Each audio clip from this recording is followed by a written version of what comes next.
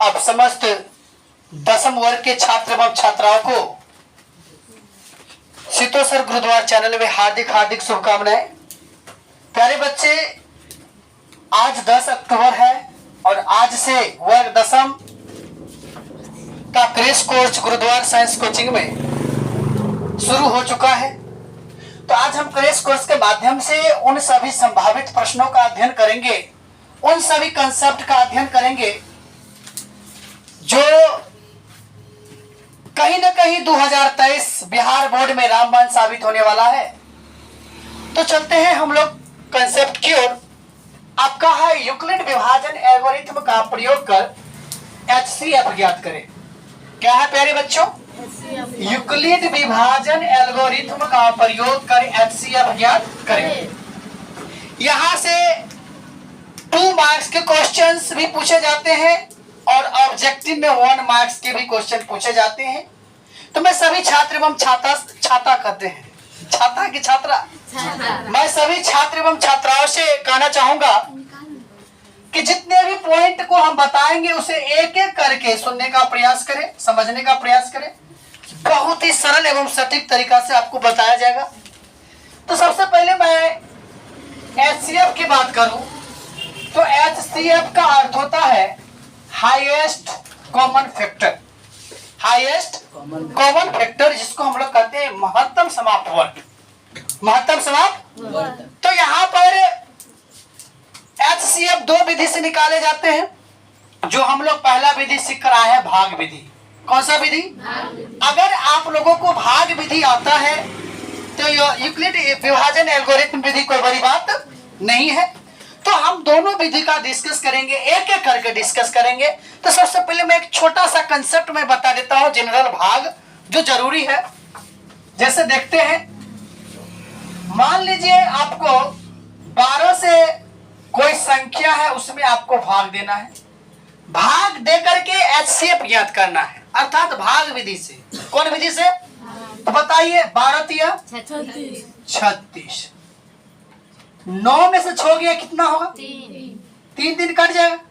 अब बताइए, HCF का कंडीशन है जब तक शेषफल 0 नहीं हो तब तक छोड़ना नहीं है। भाग दे दे करके उसको बर्बाद कर देना। क्या कर देना? अब यहाँ पर देखिए, 12 तिया 36, शेष कितना है? 3। अब इस 3 से किस में भाग देंगे? 3 चौके 12। अब बताइए शेष फल क्या है? 0। तो इसका HCF कौन हुआ? 3। तो HCF 3 हुआ।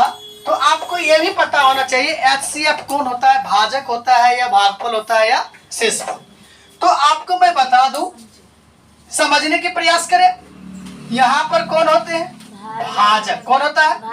यहाँ पर कौन होते हैं? और यहाँ पर भागफल होता है। और नीचे क्या होता है? शेषफल होता है।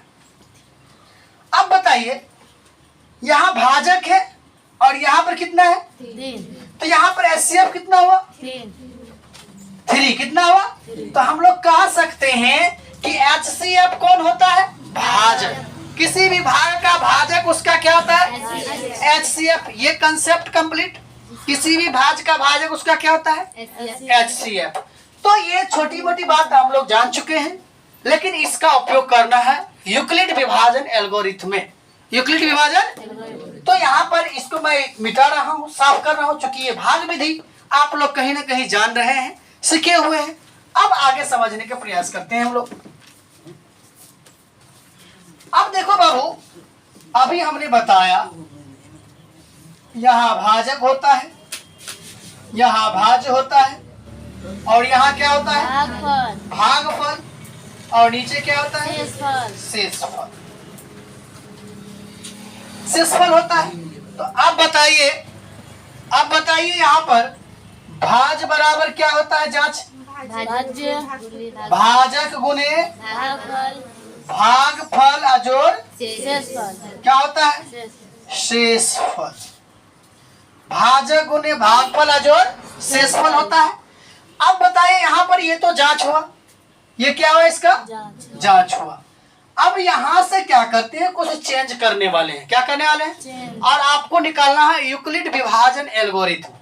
यूक्लिड विभाजन एल्गोरिथम।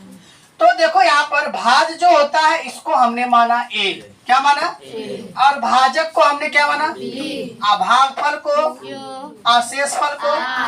तो अब यहाँ पर देखिए भाज की जगह पर क्या रखेंगे, ए, और बराबर भाजक की जगह पर, और भागफल की जगह पर, और शेषफल की जगह पर। तो ए बराबर बी क्यू प्लस, इसी को तो कहते हैं, क्या कहते हैं, यूक्लिड क्या है, यूक्लिड विभाजन एल्गो या यूक्लिड एल्गोरिथम विभाजन, यूक्लिड विभाजन एल्गोरिथम। ये कंसेप्ट आप लोग को समझ में आ गया। अब यहाँ पर ये कॉन्सेप्ट तो आपको समझ में आ गया होगा ही, पूर्ण विश्वास है। कहीं से किसी को दिक्कत, कोई भी छात्र एवं छात्रा को अगर दिक्कत है तो आप पूछ लें, नहीं तो आप YouTube चैनल पर जाकर के देख सकते हैं दोबारा। अब देखिए यहाँ पर जैसे कि सिंपल एग्जांपल लेता हूं आप लोग के बीच। एक जो एग्जांपल मैं शुरू में लिया था, 12 से कितना हम दिए थे, 39। तो ये हुआ 12 दिया कितना होगा, 36। शेषफल कितना आया, 3 आया। अब देखिए इसको क्या करना है, आपको यूक्लिड विभाजन में रूपांतरण करना है। किसमें करना है, तो ए बराबर क्या आता है, बी क्यू प्लस आर। चलिए इसमें, अभी इसमें चलिए यहाँ पर ए के काम कितना करेगा, 39 यानी 39 करेगा, और बी का काम कितना करेगा, और क्यू के काम कितना करेगा, क्यू का काम कितना करेगा, शेषफल का। तो शेषफल 0 नहीं आया, मतलब इस फर्स्ट स्टेज का काम खत्म है। आप फिर 3 से किस में देंगे, 12 में देंगे। तो बताइए यहाँ पर ये 12 कौन चीज का काम करेगा, भाज का, मतलब ए का। किसका काम करेगा, तो यहाँ पर ये जो 12 है यहाँ आएगा, मतलब ए के काम और कौन कर रहा है, 12 कर रहा है, और बी के काम कितना 12 में लगेगा, 3 चौके 12। शेषफल क्या आया, 0 आया। तो 3 अगुने क्या होगा, 4, और प्लस कौन चीज, तो इसका भाजक को, यहाँ पर भाजक कौन होगा, तो HCF कितना होगा, तो इसका जो HCF होगा कितना होगा, कहीं से कोई दिक्कत। तो ये हुआ यूक्लिड विभाजन एल्गोरिथम विधि द्वारा क्या ज्ञात करना, HCF ज्ञात करना। क्या ज्ञात करना, तो बच्चों यहाँ तक किसी भी प्रकार के प्रश्न में कोई दिक्कत, अगर दिक्कत नहीं है तो फास्ट में इसे लिख डालिए।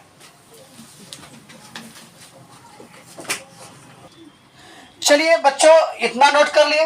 अब चलते हैं हम लोग प्रश्नावली 1.1 में कुछ क्वेश्चन देख लेते हैं इस टाइप्स का। तो आपका जो क्वेश्चन है प्रश्नावली 1.1 में, निम्नलिखित संख्याओं का HCF ज्ञात करने के लिए यूक्लिड विभाजन एल्गोरिथम का प्रयोग कीजिए। प्यारे बच्चों ध्यान दें, यदि आप यूक्लिड विभाजन एल्गोरिथम से HCF ज्ञात करना सीख गए तो दुनिया की कोई भी संख्या हो आप ज्ञात कर सकते हैं। केवल क्वेश्चन को बनाना नहीं है, कंसेप्ट को सीखना है। तो यदि आप कंसेप्ट को पकड़ लेते हैं तो दुनिया का कोई भी क्वेश्चन हो आप आसानी से बना सकते हैं। चलते हैं क्वेश्चन नंबर फर्स्ट के साथ। आपका क्वेश्चन नंबर फर्स्ट है प्रश्नवाली 1.1 क्लास 10th में, 135 और 225। तो आप ही लोग बताइए, छोटी संख्या से भाग दी जाती है या बड़ी संख्या से, लेकिन आपको हल करना है यूक्लिड विभाजन एल्गोरिथम विधि से। यूक्लिड विभाजन एल्गोरिथम, तो आप क्या कीजिए, एक रफ कर लीजिए। क्या कर लीजिए, रफ के मतलब हुआ एक रफ एक साइड में कर लीजिए भाग विधि से। 135 से भाग दे दीजिएगा कितना में, 225 में। तो 135 दुना कितना होता है, 270। क्या लगेगा, नहीं लगेगा। तो क्या होगा, एक बार में 135। अब कितना होगा, ये 0, ये कितना होगा, ये 12 हो जाएगा। कितना हो जाएगा, अब 12 में से 3 गया, ये 1 में से गया।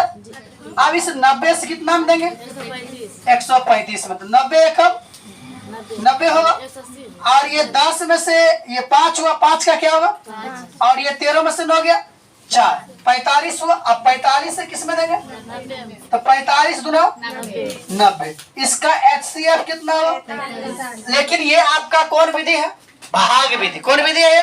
तो ये भाग विधि बाबू आप लोग के जब एग्जाम में पूछेंगे यूक्लिड विभाजन एल्गोरिथम से, यूक्लिड विभाजन, तो इसको क्या करना है, प्रैक्टिस कर लीजिएगा तो माइंड में सेटअप हो ही जाएगा। इसे अगर मान लीजिए सपोज दैट अगर कोई गुजारा नहीं है तो या तो मैथ के लास्ट पेज हो या क्वेश्चन पर आप रफ कर लीजिएगा और इसको बना लीजिएगा।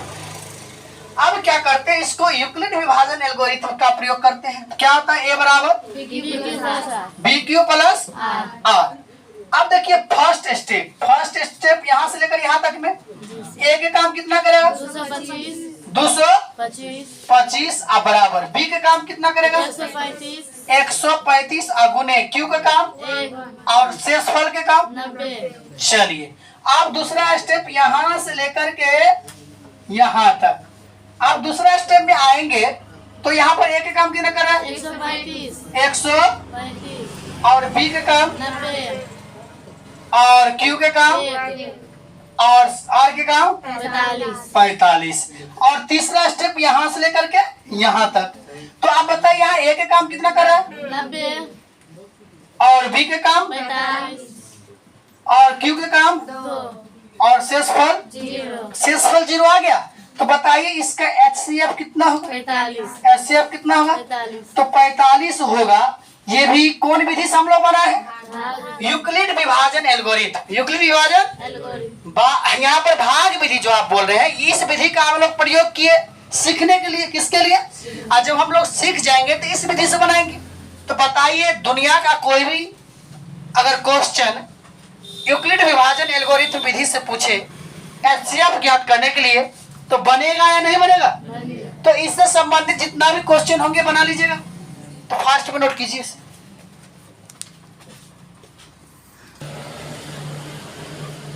प्यारे छात्र एवं छात्राओं, आप प्रश्नावली 1.2 प्रश्नावली 1.2।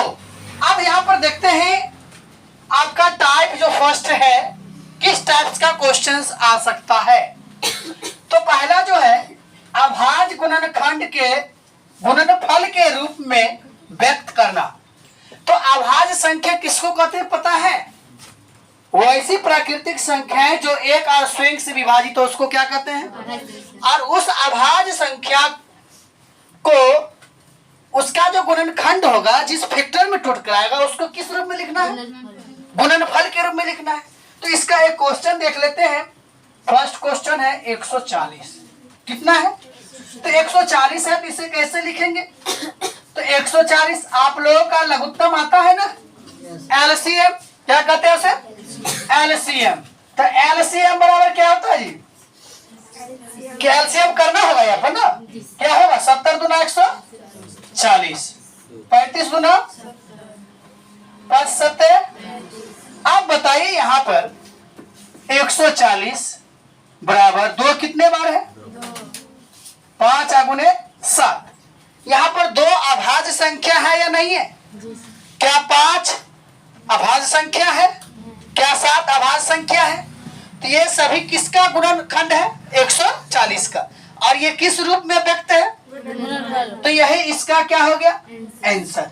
तो इस टाइप्स के जितने भी प्रश्न आपके बुक में है या जहां पर भी है आपको बनाने में कोई दिक्कत, बना लेंगे। ठीक है, इसे फास्ट में नोट कीजिए।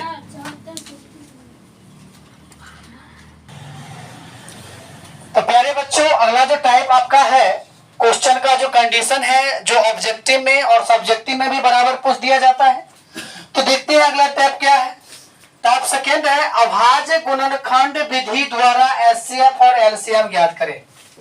HCF और LCM ज्ञात करें तो कैसे हम लोग बनाएंगे, तो इसका ट्रिक्स हमेशा याद रखना है।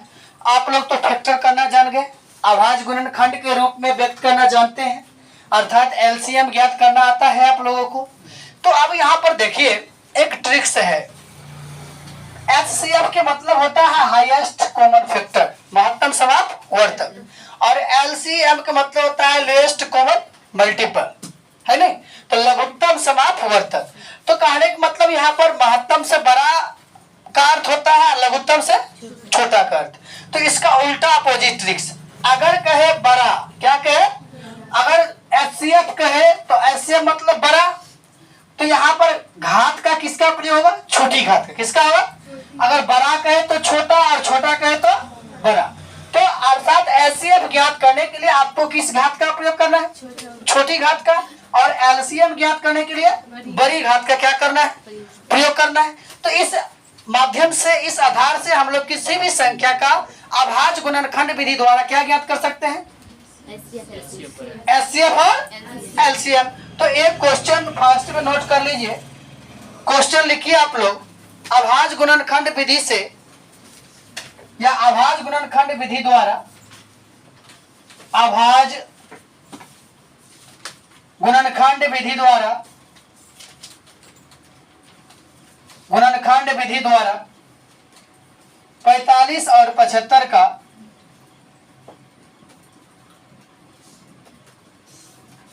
HCF ज्ञात करें। HCF ज्ञात करें। अभाज्य गुणनखंड विधि द्वारा 45 और 75 का HCF ज्ञात करें। 45 और 75 का क्या ज्ञात करें? HCF। तो प्यारे बच्चों, आपके पास दो संख्या दिया गया, एक 45 है और एक क्या है? 75 है। तो इसका क्या ज्ञात करना है? HCF ज्ञात करना है। तो बताइए 45 का जब आप फैक्टर करते हैं कितना आता है? 3 से लगाएंगे तो कितना बार में कटेगा? 15 बार में। फिर 3 5 15। तो 45 बराबर क्या होगा? 3 के पावर 2 और 5 के पावर 1। और उसके बाद क्या है? 75 है। तो 3 से लगाएंगे तो 25 दिया, 5 है 25। तो यहाँ पर देखते हैं 75 का क्या होगा? 3 कितने बार है और 5 कितने बार है? तो आपको निकालना क्या है? HCF। क्या निकालना है? HCF निकालना है। तो 4HCF किसके लिए चलना है? HCF के लिए। तो 45 जो आपका संख्या है, इसका जो फैक्टर है क्या है? और 5 के पावर, और 75 का क्या है? 3 के पावर और 5 के पावर। आपको निकालना क्या है? HCF निकालना है। किसका? 45 और 75 का निकालना है। तो मैंने ट्रिक्स दिया, अगर HCF कहे तो छोटी घात और LCM कहे तो बताइए इस दोनों में छोटी घात कौन होगा? 3 के पावर। तो 3 के पावर 1, और इस दोनों में छोटी घात 5 के पावर। तो 3 5 है। तो इसका जो HCF होगा कितना होगा? कहीं से कोई दिक्कत? यहीं पर हम आपको LCM भी ज्ञात करके दिखा देते हैं। 4LCM, LCM निकालिएगा इसका। तो 45 का क्या है? 3 के पावर 2 और 5 के पावर, और 75 का क्या है? और यहाँ पर आपको क्या निकालना है? LCM। तो LCM किसका किसका निकलेगा? 45 और बताइए, अगर LCM कहे तो कौन घात? तो बताइए इस दोनों में बड़ी घात कौन होगा? और इस दोनों में? तो ये 3 के पावर 2 कितना होता है? और 5 के पावर 2 25 नमा क्या होता है? 200। इस प्रकार से आप अभाज्य गुणनखंड विधि द्वारा HCF और LCM आसानी से ज्ञात कर सकते हैं। कहीं से कोई दिक्कत? फास्ट में नोट कीजिए। तो प्यारे छात्र एवं छात्राओं, तो ये क्वेश्चन एक स्क्रीन पर बोर्ड पर लिखा हुआ दिख रहा है, तो आप लोग इसे बनाए। अभाज्य गुणनखंड विधि द्वारा संख्याओं 24, 36 तथा 40 का HCF एवं LCM ज्ञात करें। तो ये बहुत ही वेरी सिंपल क्वेश्चन है, ध्यान देंगे। सबसे पहले क्या कीजिए, अलग अलग सबका फैक्टर कर लीजिए। कितना होगा? 12 दूना 2 छक्के और 2 तिया 6। उसके बाद 36 का कर लेंगे। 18 दूना 2 नवा और 3 तिया। उसके बाद 40 के कर लीजिए, अभाज्य गुणनखंड के रूप में दर्शा लीजिए। 20 दूना 10 दूना और 2 5 10। आप देखते हैं 24 का 2 कितने बार है? 1 2 और 3 कितने बार है? एक बार। 36 का देखते हैं, 2 कितने बार है? 2 और 3 2 2 बार है। चलिए उसके बाद 40 के देखते हैं, 2 कितने बार है? 3 और 5 कितने बार है? 1 3 इसमें नहीं है तो 3 कितने बार हो? 0 बार। 5 कितने बार है? 1 बार। अब देखिए, सबसे पहले बात आप लोग को पता होना चाहिए, इसमें 3 है ही नहीं तो 3 0 मतलब किसी भी संख्या पर 0 पावर हो उसका वैल्यू कितना होता है? 1 होता है। अब यहां पर देखिए, इसमें अगर हम HCF निकालते हैं, क्या निकालते हैं? HCF किसका किसका? 24, 36 और 40 का। तो बताइए HCF का है तो सबसे छोटी घात या सबसे बड़ी घात? सबसे छोटी घात। तो यहाँ पर जो सब में कॉमन होगा, सब में जो कॉमन होगा, तो बताइए इसमें तो सब पूरा नहीं आ रहा है, इसमें पूरा नहीं आ रहा है, नहीं इसमें आ रहा है। इसमें जो मिल रहा है तो सबसे छोटी घात कितना है? 2 के पावर 2 मतलब कितना? 4 इसका सही आंसर कितना हो? 4 अब हम लोग निकालते हैं LCM। क्या निकालते हैं? 24, 36 और किसका? तो 24 और 36 का कितना होगा? 24, 36 और 40 का। तो बताइए इसमें सबसे बड़ी घात कितना होगा? 2 के पावर 3। और इसमें सबसे बड़ी घात 3 के पावर 2 3 के पावर 2। और इसमें सबसे बड़ी घात 5 के पावर 1 तो 2 के पावर 3 कितना होता है? 8 और 3 के पावर 2 और 5 के पावर 1 तो 9 8 72। अब यहाँ पर देखिए 9 8 72 और 72 5 कितना होता है? 72 5 2 5 360 2 5 10 हासिल 1 7 से 35 1 तो 360। तो इसका जो LCM होगा कितना होगा? 300। यही इसका परफेक्ट क्या है? आंसर। तो प्यारे बच्चों, अगर आपको अभाज्य गुणनखंड विधि द्वारा कोई भी संख्या चाहे 2 हो या 3 हो या 4 हो या 5 संख्या दिया हुआ हो, यदि उसका LCM और HCM पूछता है तो आप आसानी से ज्ञात कर सकते हैं, कहीं से कोई दिक्कत नहीं है। अब इसे मिटा दिया जाए। अब अगला टॉपिक देखते हैं।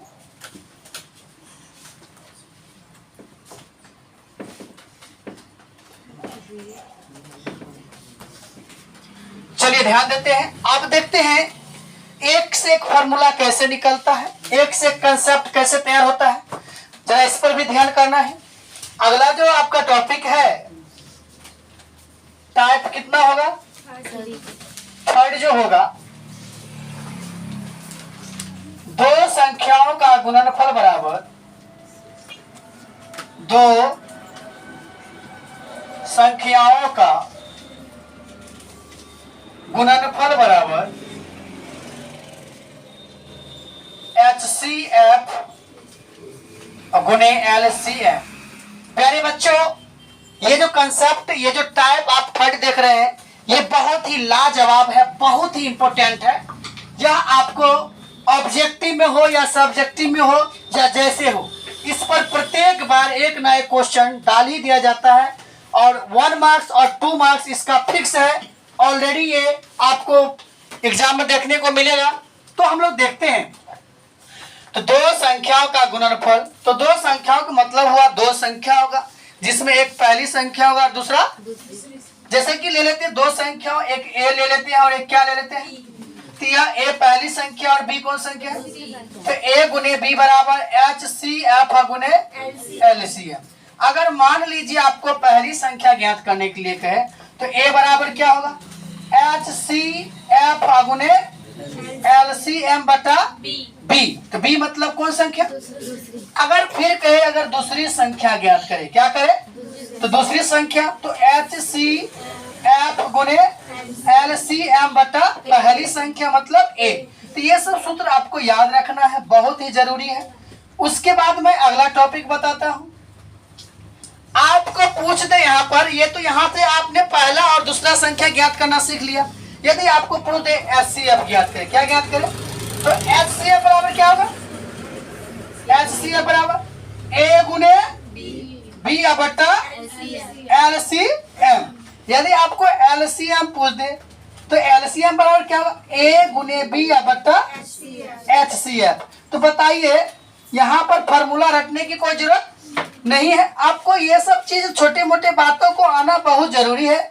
जब तक ये छोटे छोटे बातों आपको नहीं आएंगे तब तक आप किसी भी क्वेश्चन के निकटतम नहीं जा सकते हैं। इसलिए आपको इस कंसेप्ट को कंप्लीट रखना बहुत ही मायने रखता है। इसे नोट कीजिए फर्स्ट में। तो प्यारे बच्चों यहाँ तक आप लोग समझ गए होंगे, कहीं से कोई कठिनाई नहीं हुआ होगा। तो चलते हैं इससे संबंधित और कुछ नए फार्मूला है उसको देखने के काम करते हैं। तो देखते हैं टाइप 4 देखते हैं। आपका 4 जो है बहुत ही शानदार है, जो प्रत्येक वर्ष 2 नंबर में पूछ दिया जाता है।